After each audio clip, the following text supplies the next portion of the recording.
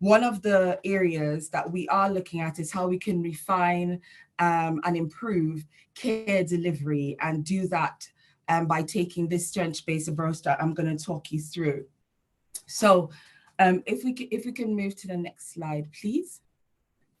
So essentially, the intention today is to talk you through some of the principles of using that strengths-based approach, and hopefully at the end, we will have a shared understanding, an overview of that principle, and hopefully an understanding of how you could potentially apply it into your everyday interaction with those with a diagnosis of autism. And it can also be used for those with learning disabilities. And I think you'll find as well that strengths-based model could be applied to multiple different aspects of life. But for the sake of this presentation, we're going to focus in on some of the benefits of using this approach to support our autistic citizens. So if we could move to the next slide, please. So I'm sure this has been covered already.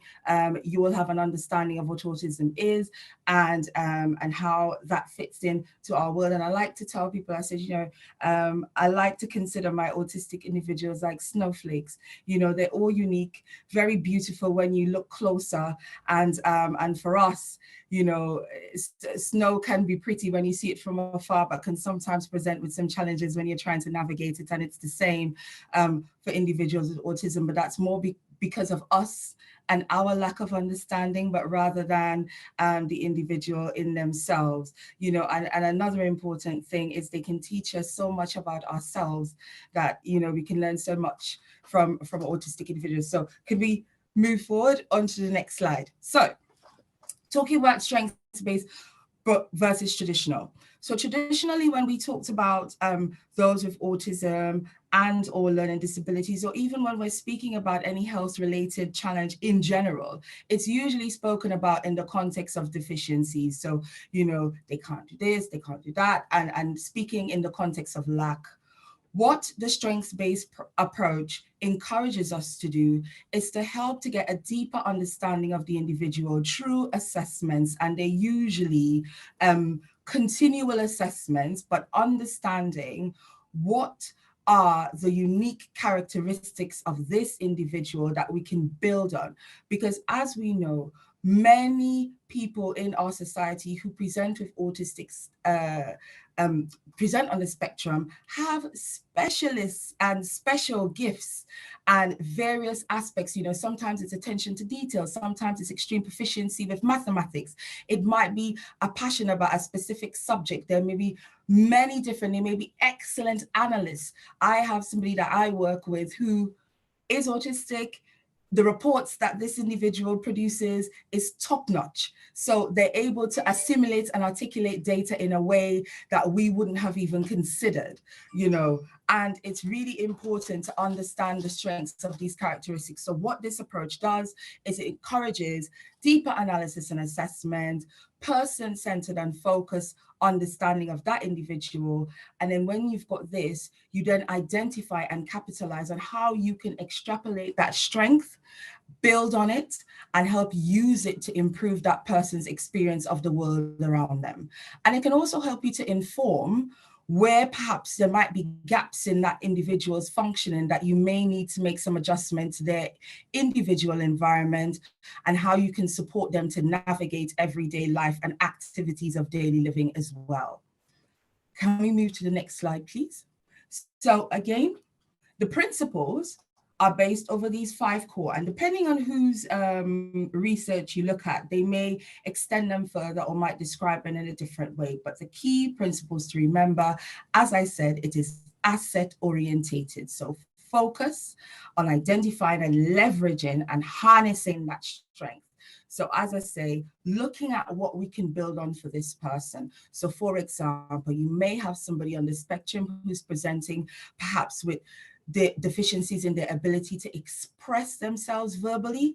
That individual might be fantastic at writing. So it might be about understanding how you could enhance their communication by building on their way of relating to you to help to strengthen their experience of the world and education. Individualize that. So as I said, we look at a closer assessment, comprehensive assessment, and building a model of support and care that is bespoke to that person. So every individual's presentation of autism might be different. So you want to ensure that any care you are designing is suited to that individual. So bringing it back to that snowflake analogy, no one snowflake is alike. And it's the same for those who are on the spectrum. Collaboration is one of my favorite words because it means bringing together multiple individuals, specialisms, services, even multiple community support mechanisms to help enhance that individual's experience of care. So that could mean for us in the Caribbean, our family. It could be your church members, it could be the teachers in the school, it could be your pediatrician, whoever is involved in that person's life. You bring them into that process, keeping the individual at the core, at the center, and ensuring that any decisions you make about care and support, they are on board and you're doing something that will embrace, enhance, and support them as they move forward. And as I mentioned before, strength amplification. So it's looking for where you can have those opportunities to empower and support and enable that individual, and looking for places where you can develop and enhance new skills, or perhaps drive them in a direction, to help enable them to function at a higher level within society where functionality might be an issue. And last but not least, it's about the language. Language is powerful. How we label and communicate with others is really important to their progress and development. So we want to use the language of positivity. We want to use the language of winners. We want to ensure that when we are framing our descriptors and when we are interacting with our autistic loved ones, that we are doing it in a way that, again, speaks to their strengths, enhance them, is supportive, is understanding, is at a pace, and in a manner that helps to enable them to engage in a meaningful way with that specific interaction. And sometimes, again, as a part of that assessment, we might need to look at how we modify our mechanisms of communication to enable the most optimum opportunity to have that interaction. So it may be you're working with somebody who might be nonverbal. So therefore you might use pictures, you may use drawing, you might use art. So whatever mechanism that individual enjoys, it will help you. And I can tell you a story about a young man that I met along my career, who for a long time people felt he was nonverbal, unable to communicate, until he had an assessment where they were able to identify that he understood Makaton. So that was the mechanism that they were using to communicate. And this individual was presenting with behaviors that challenge. So when we understood how to reach him and how to communicate with him, he was then able to articulate his need. We were then able to understand what was triggering those behaviors and was able to offer a solution that then helped those behaviors to be reduced to the point where they stopped entirely, and he was able to become more independent because we opened a different channel of communication. Next slide, please. Okay, so I talked a little bit about this already, talking about identifying those strengths. And as I say, it could encompass a wide range of abilities. It could be from art, it could be from piano playing, it might be about, somebody that's able to do creative things. It's all about how they can express. It could be something about pattern recognition, number recognition. There's so many different wonderful things those who are on the autistic spectrum can do for us in society and can add to society. So it is our job to work with those individuals and understand where is their specialist skills, where we can tap in. And it might not be something that's easily recognizable, or might not be something that, might be that wow moment for others, but it will be for them. So our role and our job is about seeking out that in that individual, identifying it, understanding it, and building plans and support systems around them to enhance that, and looking at how we can capitalize on that trait, that characteristic, and that strength to include and build and widen that individual's experience of the world and life. And again, I mentioned it before, assessment is key. early assessment is key. So for those of us who are parents, those of us who are in contact with children, it's really important when you identify that there might be something different about a young person, where you can see that perhaps they may need support in particular areas. It's really important for you to get that shared and deeper understanding, hopefully using a professional route. And I'm mindful in Trinidad, some of the access to some of the services may not be as wide as we would like it to be, but we're building on it. And this forum is even an example of how we're doing that. But it's really important to get those assessments, get those observations. And I say to people all the time when I speak and meet with them, we have the internet. It is not just for Facebook, Instagram, and TikTok. There is a wide range of really reliable sources where you can get access to some of those tools that can help you to understand better those you come into contact with and help you assimilate and understand the information that's being shared. So, if you want some signposting on that, I am sure those of us who are on this panel will be able to support you and guide you in getting the right place for that information. So let's move on. So I gave you some examples already, but we can group them into different areas where you can draw from this strengths-based interventions. Because as I said to you, we can use them in multiple different areas of life, of care, of education, of interaction. Even when it comes to personal relationships, you can use a strengths-based approach to help inform and support the way that you communicate and interact with those in your sphere.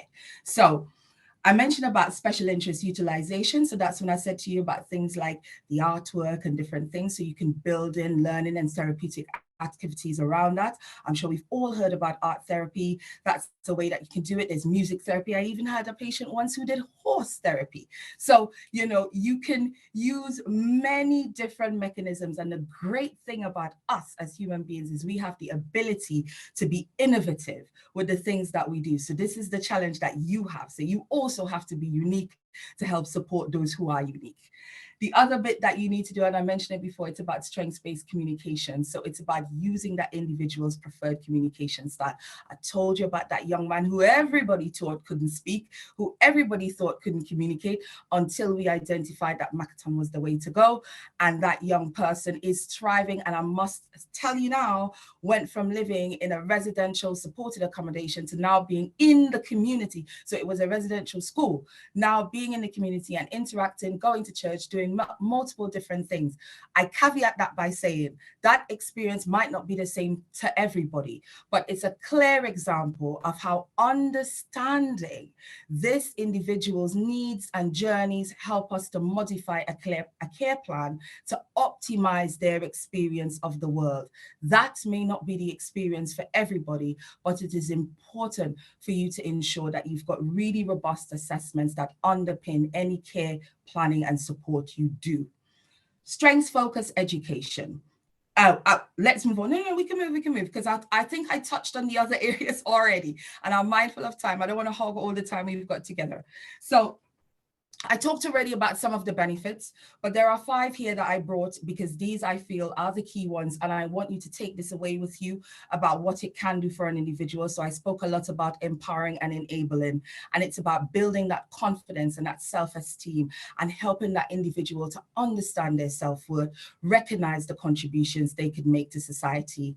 I mentioned about increased motivation and engagement. I bring you back to my young man, and I know his mom wouldn't mind me sharing his story with you.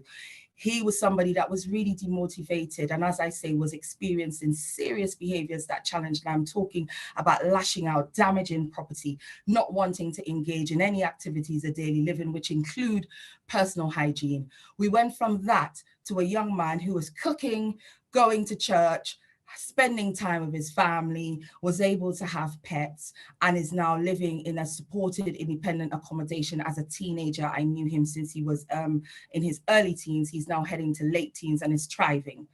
We talked about social connections. So he was isolated, living on his own and unable to have any social contacts because there was always concerns about the risk that he presented to himself and others. I mentioned he's going to church, he is going to school, he is doing multiple things that others said he could not. And again, it is a lesson to us that we don't know what we don't know, so it is our duty to find out. Sustainable progress. So for him, it was a gradual improvement over a number of years. I met that family 4 years ago. We are 4 years on, and he's continuing to improve and thrive. Every month they're discovering and learning something new, so it's important for us to realize it is not a finite process. When it comes to care and treatment, it is a process of continual assessment and review and analysis and looking at evaluation and perhaps change that comes alongside that. And last but not least, empowerment and autonomy.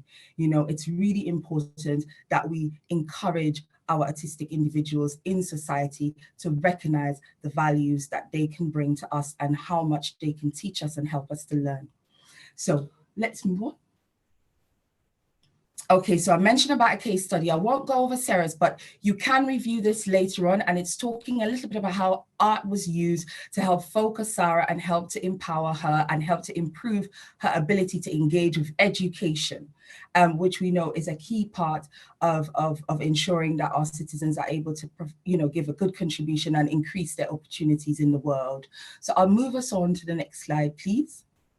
So, as I say, in conclusion, the strengths-based approach might not be the panacea for everything. It really isn't, because sometimes, as we know, we get the best outcomes when we have a multi approach to care. So it might be about strengths-based, it might be about positive behavioral support, it might be about, there's a multitude of different things that we might want to do to enhance a person's care and to enhance a person's opportunities in life. So this is one that's close to me because I love the empowerment message in it. I love the fact that it brings along all those agencies that are involved in that individual's life. And I really love the fact that it keeps them at the core of what you do. And I especially like the fact that it encourages us to change our language, change the way that we view autism as not a deficit, as not something negative, but rather a unique individual who has something to offer, and it is our responsibility to uncover what that is. So I will pause there for any questions or any feedback. So thank you so much for listening.